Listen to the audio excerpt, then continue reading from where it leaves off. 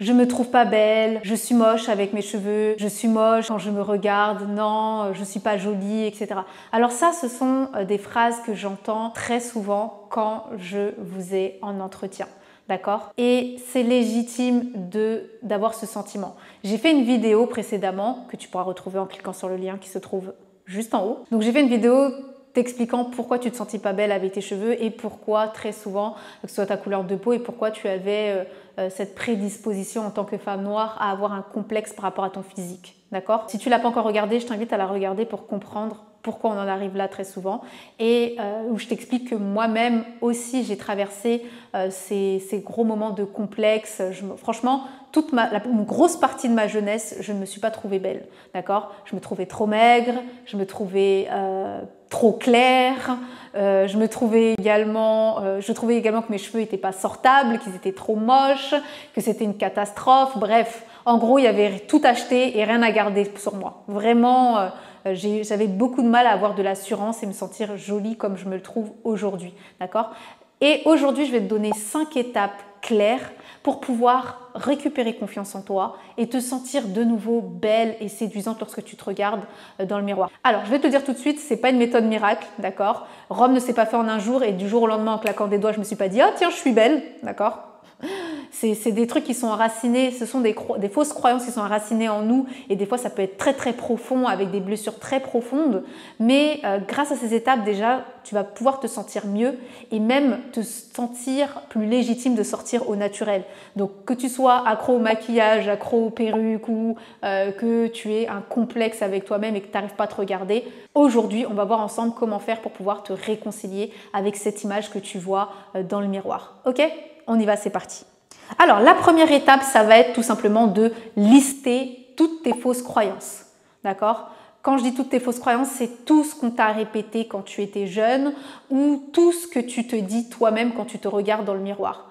Tes cheveux sont pas beaux, tu n'es pas belle, tes cheveux sont pas coiffés, avoir des cheveux comme ça, c'est pas professionnel, je suis trop claire, je suis trop foncée, etc. Bref, toutes les fausses croyances que tu as sur ton physique. Mon nez est trop gros ou ma bouche est trop grosse, mes sourcils sont trop épais, j'en sais rien. Tout ce que tu te dis quand tu te regardes dans le miroir et que tu trouves que ça va pas, ok? Donc, fais une liste de toutes ces fausses croyances, ok? L'étape 2, ça va être de détruire toutes ces fausses croyances une à une, d'accord? Donc, pour chaque fausse croyance que tu as écrite, tu vas écrire une phrase positive qui démonte cette croyance. D'accord? Donc, je vais te donner un exemple. Je trouvais à l'époque que mes cheveux étaient trop crépus. Eh bien, pour détruire cette fausse croyance, je me suis dit tout simplement que mes cheveux sont tels qu'on me les a donnés et que si la société n'est pas capable d'aimer mes cheveux, bah, c'est leur problème. Mais moi, je dois être capable de m'aimer tel que je suis. Mes cheveux font partie de moi, c'est quelque chose qui fait partie de moi, donc ça ne peut pas être moche. D'accord? Si on me l'a donné, mes cheveux ne sont pas une malédiction, mais une bénédiction. J'ai passé beaucoup de temps à me répéter ça. D'accord? Parce que jusqu'à présent, j'avais l'impression que le Seigneur m'avait fait une mauvaise blague et que lorsqu'on donnait de beaux cheveux, j'étais pas là en gros. Alors que j'ai tout simplement appris à redéfinir mes cheveux. Je me suis dit que mes cheveux ne sont pas moches, ils ont une texture particulière qui n'est pas commune, d'accord? Mais ils sont beaux. C'est pas parce qu'ils ne correspondent pas aux critères que la société a créés que ça veut dire qu'ils sont moches. J'ai détruit cette croyance de cette manière-là. Ensuite, je me suis créé une affirmation là-dessus en disant que mes cheveux ne correspondent pas aux critères de la société, certes, mais ils sont beaux. C'est pas parce qu'ils ne correspondent pas aux critères qu'ils sont moches. Par exemple, si tu trouves, moi je trouvais que j'étais trop claire, je me disais que j'étais trop claire et qu'il y avait des inconvénients à être claire parce que j'avais des taches, avec l'acné, c'était compliqué, etc. J'ai refait une autre croyance. En fait, j'ai détruit cette croyance en me disant que aujourd'hui, je décide que ma couleur de peau n'est pas un problème. C'est pas parce que je suis plus claire, parce qu'en fait, le vrai problème pour lequel ma couleur de peau me posait un problème, c'était parce que on me disait souvent que j'étais beaucoup trop claire et qu'en gros, j'étais pas réellement noire. Genre, j'avais pas le droit au chapitre. Quand il y avait des manifestations, par exemple, pour les droits des Noirs, j'avais pas le droit d'y être, soi-disant parce que j'étais trop claire. Vous voyez? Donc, j'ai déconstruit cette chose-là en disant que c'est pas parce que j'ai la peau claire que je ne suis pas une vraie noire. Voilà, je me suis répété tout simplement ça. Je me suis dit que oui, je suis claire, mais je reste quand même noire. En effet, légitime de parler de choses sur les cheveux afro ou sur les personnes à peau noire en fait, pour les femmes noires. Donc voilà, je me suis juste dit que j'étais légitime. J'ai peut-être un peu moins de mélanine, mais en gros, ça ne veut pas dire que je suis pas noire, ok? Donc j'ai détruit en gros cette fausse croyance. Je vous donne des exemples. Hein. Dernièrement, par exemple, j'avais une fausse croyance en me disant que j'étais trop maigre pour être belle. J'ai détruit cette croyance en disant, écoute, les mannequins que tu vois, il y a des mannequins qui sont encore plus maigres que toi et pourtant elles sont considérées comme belles. Donc pourquoi tu te trouves pas belle? Tu vois ce que je veux dire? Qui a dit que être maigre était moche? Qui a dit que être grosse était moche? Vous voyez ce que je veux dire? Il faut détruire chaque fausse croyance en cherchant la racine et en détruisant cette racine. D'accord? J'espère que ça t'a aidé les exemples que je t'ai donnés. N'hésite pas à mettre en commentaire une fausse croyance que tu as du mal à détruire pour qu'on t'aide, les divas et moi, à la détruire. Ok? Ensuite, grâce à toutes ces fausses croyances que tu vas détruire, tu vas te créer, donc l'étape 3, c'est de te créer un mantra puissant. D'accord? Ce que j'appelle un mantra puissant, ce sont des affirmations positives que tu vas te répéter lorsque des moments de doute vont surgir. D'accord? Moi, ce que je me répétais lorsque je sortais avec mes cheveux naturels, c'est « Ils n'ont pas besoin d'être lisses pour être beaux. J'ai de beaux cheveux. J'en prends soin tous les jours et j'ai de beaux cheveux. J'ai de beaux cheveux. J'ai de beaux cheveux. » Je me répétais ça tous les jours. Je suis belle avec mes cheveux et j'ai de beaux cheveux. C'est très dur de se répéter ça lorsqu'on t'a répété toute ta jeunesse que ton problème principal, c'était tes cheveux, d'accord? Mais le fait de me le répéter, j'ai créé une nouvelle croyance. Et aujourd'hui, même si des fois ma mère peut-être fait des remarques, elle m'a déjà fait des remarques déplacées, j'ai eu des proches qui m'ont fait des remarques déplacées sur mes cheveux, mais j'ai réussi à tenir bon et à pas me déconstruire parce que j'ai aujourd'hui cette croyance et cette vraie croyance en fait que mes cheveux sont beaux. Je sais au fond de moi que mes cheveux sont beaux. C'est peut-être pas à leur goût à eux, mais c'est mes cheveux et je les aime tels qu'ils sont. D'accord? J'ai appris à m'accepter grâce au fait d'avoir répété ces affirmations positives. Okay? Donc, par exemple, pour toutes les fois où on t'a dit ou que toi, tu crois que mes cheveux sont crépus, donc ils sont trop difficiles, eh bien, j'ai changé cette croyance de ça met beaucoup trop de temps, ils sont capricieux, etc. par mes cheveux sont particuliers, demandent une attention particulière. Aussi simple que ça. Ou j'ai changé la fausse croyance de je peux rien faire avec mes cheveux crépus parce qu'ils sont trop crépus par mes cheveux sont très flexibles. Parce que c'est vrai, au final, on a les cheveux crépus, mais tu peux les avoir lisses demain, tu peux faire des tresses demain, tu peux faire plein de choses avec des cheveux crépus. Donc j'ai dit, au lieu de dire que c'est un désavantage, j'ai dit c'est un avantage d'avoir les cheveux crépus parce que je peux être toute celle que je veux à n'importe quel moment. Je vais vous expliquer pourquoi je dis ça. Parce que le fait d'avoir les cheveux crépus, on peut changer de tête à n'importe quel moment. Demain, tu vas avoir des tresses collées, tu as une autre tête. Demain, tu vas avoir des tresses normales, tu as une autre tête. Demain, tu veux juste lâcher tes cheveux avec ton afro, tu as une autre tête. Tu peux faire tellement de choses avec tes cheveux, c'est juste incroyable. Mais c'est juste qu'on t'a pas appris et on t'a fait croire que c'était trop difficile de coiffer tes cheveux. Et c'est pour ça que tu as eu cette croyance que tes cheveux étaient un problème. Ok?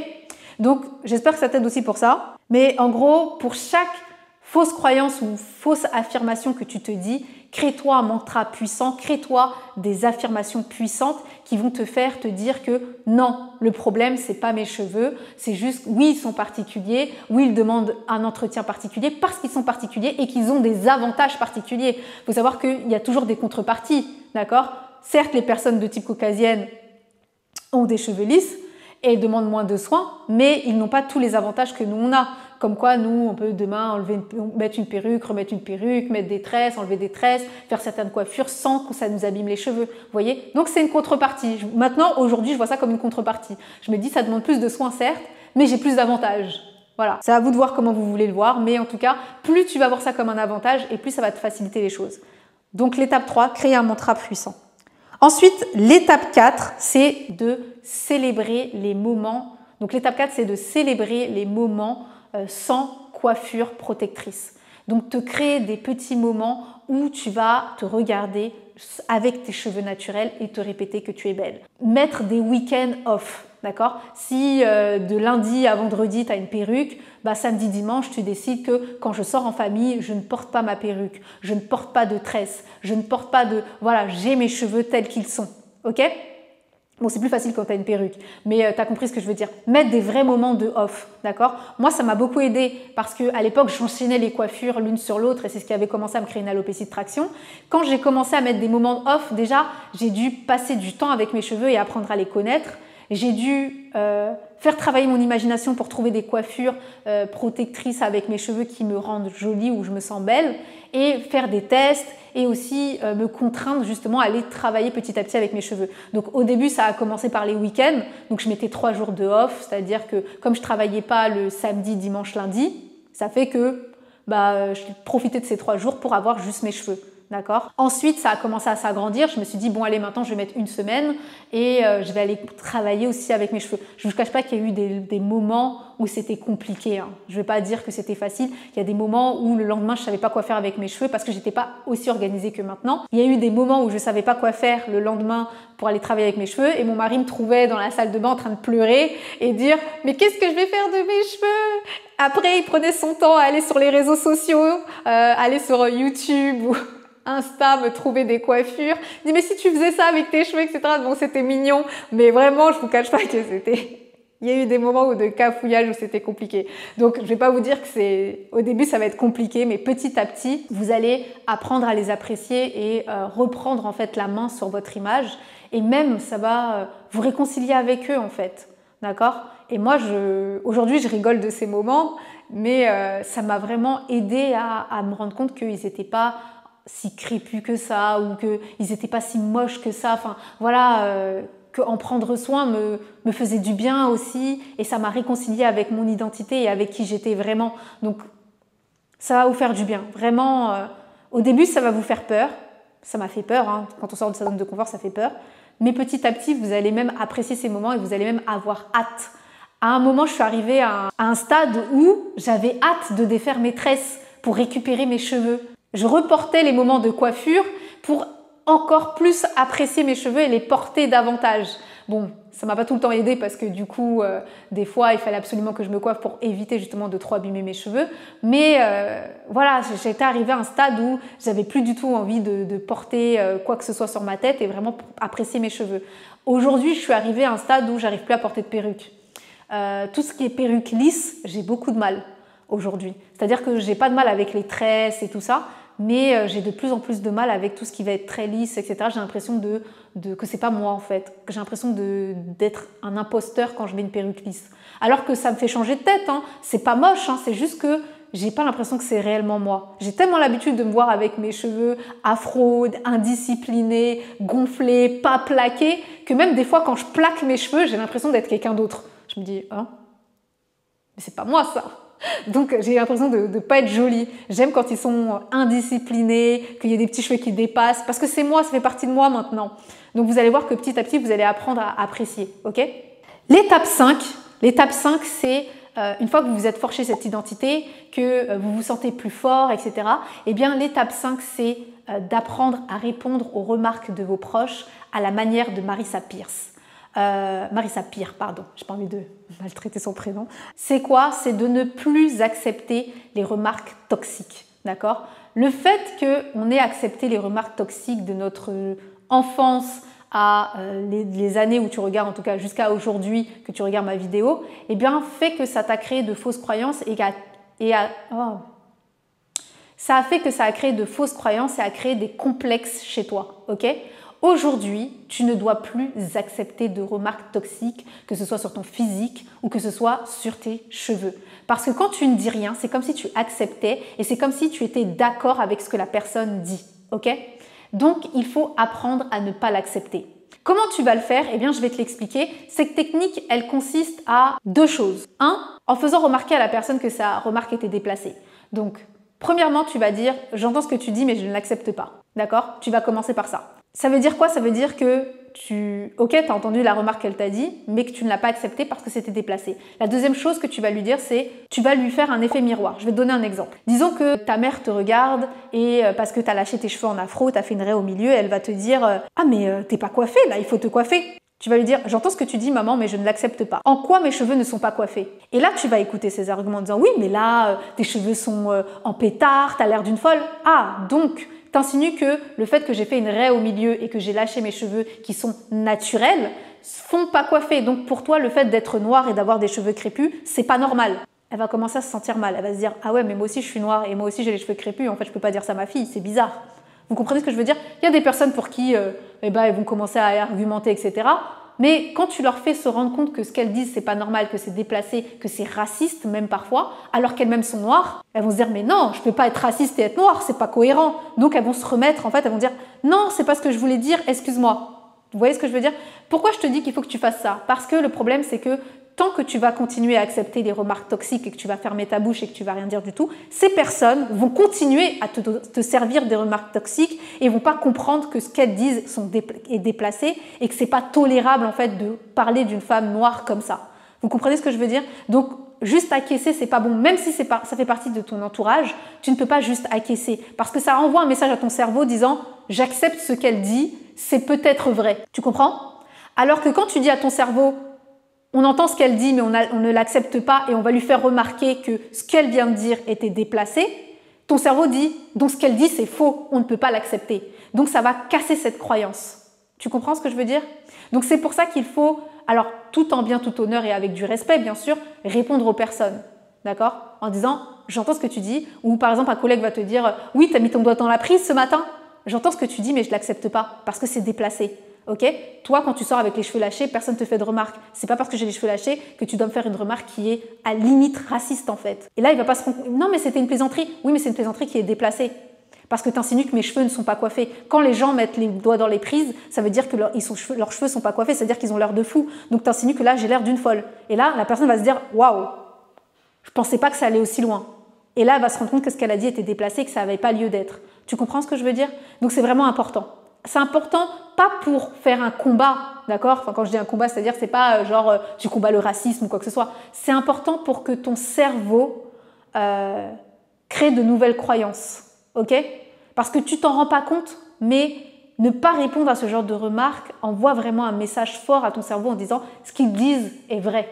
Alors que quand tu dis à ton cerveau non, c'est pas vrai, que tu réponds, et ben là, ton cerveau va se dire ah oui, c'est vrai, donc c'est faux, donc on ne doit pas se laisser faire. Ok? Pour résumer, on va faire une petite conclusion. Je vais te refaire un peu les 5 étapes que tu dois passer pour pouvoir t'aimer davantage. L'étape 1, c'est de lister toutes tes fausses croyances, de lister tous tes complexes, toutes les phrases qu'on t'a dites, qu'on t'a répétées qui ont fait qu'aujourd'hui tu ne t'aimes pas. D'accord? La deuxième chose, c'est de casser toutes ces fausses croyances. D'accord? De remettre des raisons logiques pour lesquelles ce n'est pas vrai. Ok? Par exemple, moi je t'avais donné cet exemple pour moi, quand on me disait que j'étais claire et donc j'étais pas une vraie noire, bah en fait c'est faux. Être noire, c'est pas une question de couleur de peau. D'accord? Quand je dis pas une question de couleur de peau, c'est-à-dire que tu peux être clair, foncé, nanan, quoi qu'il arrive, tu es noir. Donc ça change rien. Ok? La deuxième chose, c'est de te créer des mantras puissants. D'accord? Donc à chaque fois que la personne, que les petites fausses voix dans ta tête, là, les fausses croyances, elles viennent se répéter en disant non mais là t'es pas assez bien coiffée, non mais là t'es pas assez jolie, non mais là non, viennent, tu peux te répéter ce mantra puissant. Je suis belle, je m'aime telle que je suis, mes cheveux sont magnifiques, j'en prends soin tous les jours, etc. Ok? Ensuite, la quatrième chose, c'est tout simplement de célébrer les moments où tu as tes cheveux, d'accord? Plus tu vas passer de temps avec tes cheveux, donc là on parle de cheveux, hein, mais si c'est ta couleur de peau ou quoi que ce soit, c'est plus tu vas passer du temps au naturel, à t'aimer davantage, et plus tu vas t'apprécier, ok? Donc plus tu vas passer du temps avec tes cheveux, passer du temps devant le miroir, passer du temps à essayer de les coiffer, faire en sorte que ce soit joli, et plus tu vas apprendre à les apprécier, te dire oh finalement c'est pas si mal, oh finalement je suis assez jolie, etc. Okay? Parce que si tu passes du temps à les couvrir et te dire ce mantra puissant, ton cerveau va dire mais attends, tu te fous de moi ou quoi? Tu mets une perruque H24, mais tu es en train de me dire que je suis jolie avec mes cheveux naturels? Non, il y a un souci. Okay? Donc à un moment, il va falloir faire le pas petit à petit. Et enfin, l'étape 5, c'est tout simplement de répondre, de ne plus accepter les remarques toxiques et de répondre à la manière de Marissa Peer. Ok? J'espère que ça t'aura aidé, ma très chère diva. Cette vidéo s'achève et en conclusion, comme tu peux le voir, les étapes sont simples, mais ça va demander quand même un certain travail intérieur pour toi-même et tu peux le faire sous forme de challenge, te dire que le jour 1, je vais faire l'étape 1, le jour 2, je vais faire l'étape 2, le jour 3, je vais faire l'étape 3. Et tu peux aussi rejoindre des groupes. Il il y a de plus en plus de groupes de femmes qui ont des cheveux afro, qui ont des alopécies, etc., qui vont aller te soutenir, d'accord? Dans ce genre de groupe, tu peux rencontrer des femmes qui vivent le même combat que toi et qui vont pas se moquer de toi, qui vont pas te faire de remarques toxiques et qui vont au contraire renforcer la confiance en toi et cette solidarité face à cette problématique, ok?